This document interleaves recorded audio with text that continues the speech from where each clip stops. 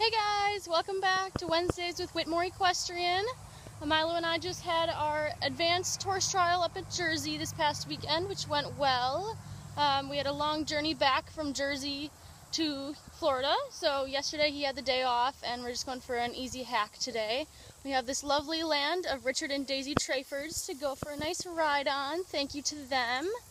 And I just want to let you know a couple of things I like to use to ice and keep my horse feeling good after a gallop day or a jump day. So even though we're not doing much today riding wise, I just thought I'd let you know some of the things that I like to use as recovery.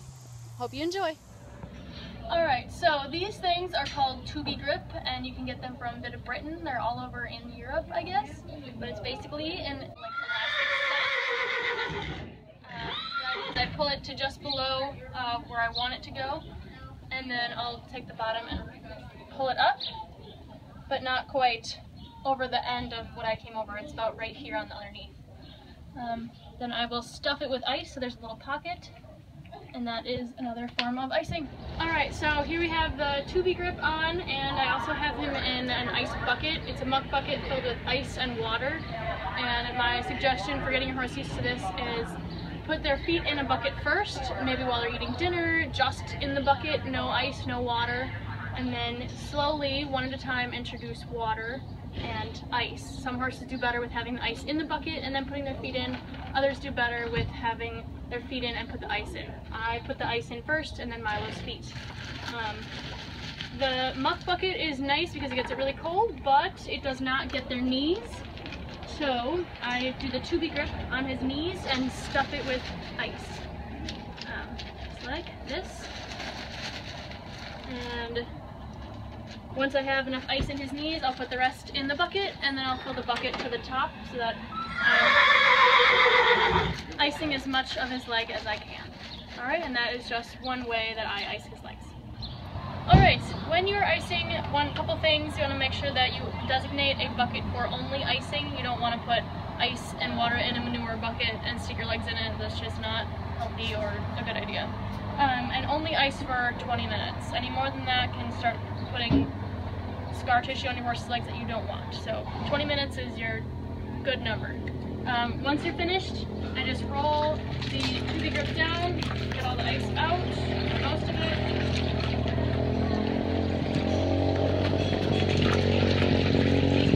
Really cold, right? And then I take one foot out at a time. A lot of horses will panic at this part, so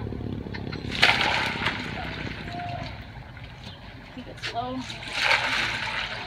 Put it away. There we go. And then I just pull these off the bottom, and you want to try not to snag it on the horseshoe nails at all, if possible.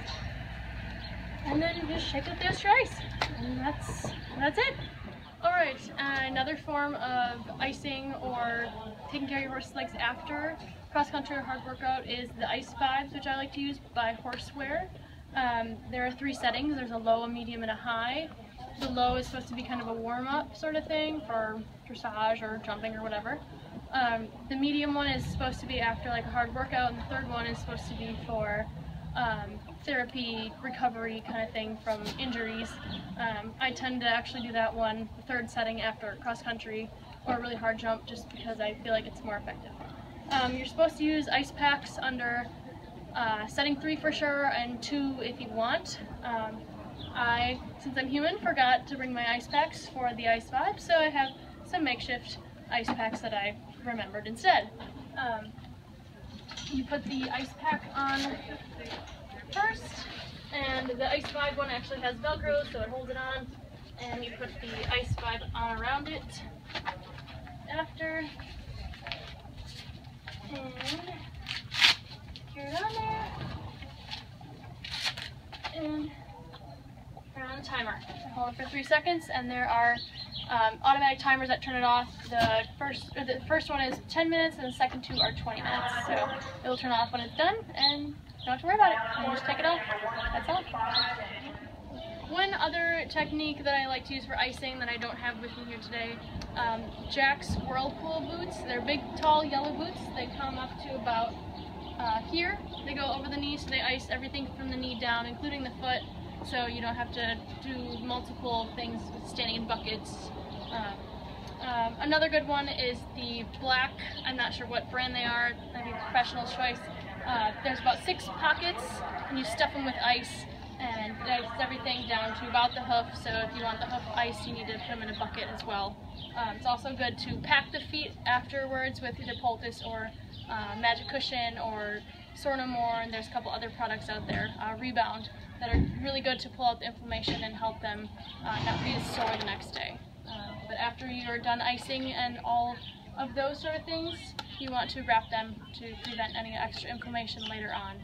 I like to use Wiggle Oil liniment. Just make sure that whichever liniment that you choose, that it's okay to wrap with. Some of them will sort of burn or blister, so just make sure that it's okay to wrap with whatever liniment you choose. I like this one. I can actually feel the difference when I use it. It's kind of tingly and cool. Liniment and wrap, and we should be good to go. Alright, so I hope you enjoy that and is helpful for you in the future for preventing injuries, and we will catch you later.